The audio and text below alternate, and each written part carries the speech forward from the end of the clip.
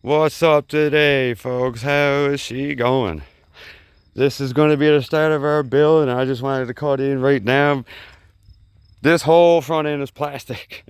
This whole front clip is plastic. I never thought about that when I originally looked at it, but literally the only thing that's holding this whole front clip and rad section together is this bolt here, and there's another one on the opposite side, and these four, I'm gonna say, I don't know,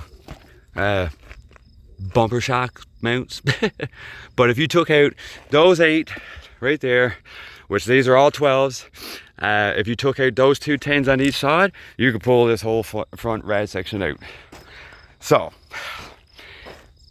it can be fixed. You can chop an old steel rad section out of an older car. I'm not going at that. I'm not doing that, but it is possible, maybe on for later builds. But this is just going to be pure stock, gut and go, more or less, and just to see how these things are. But if it's, like I said, when I give you guys some insight to see how this thing goes and how it bends and beats up and what happens to it, then I guess then we can determine if it'll be worth taking this whole front end and putting in a steel rad section. So that is the biggest downfall I've been finding so far. I have this car stripped down pretty good, a lot of sensors and everything moved, airbox and all that, and I've been testing it just to make sure that everything still runs. So we'll go here, we'll have a see. Runs perfect. Runs deadly. So I haven't put anything into a limp mode yet, which is great. So we'll keep going. All right, guys, I think we're making some headway here now. This side has been completely stripped out. All the plastic and everything is gone. Using this is so much easier than using bloody old jacks, I can guarantee you. But yeah, this side, other than pulling back some wiring, is pretty well good to go. I mean, like, see what I was saying? Everything is steel back here. There's a brand new tie rod ends. You can't see the braces of the wheels, but that's all been replaced. That control arm, you can tell that's still brand new. So yeah, new tie rod ends, new control arms, all new brakes and brake lines, I believe. What a sin. And you'd never say that there's 244,000 on this thing and it still runs like a champ.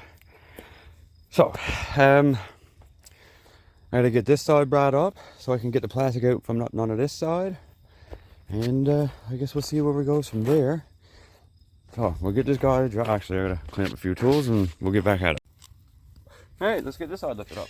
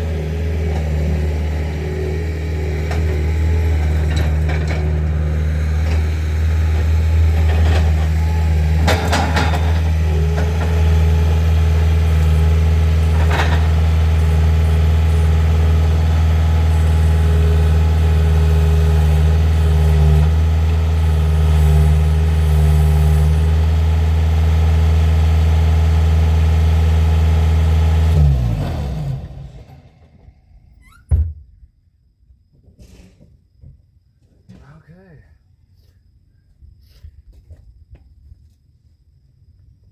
All right.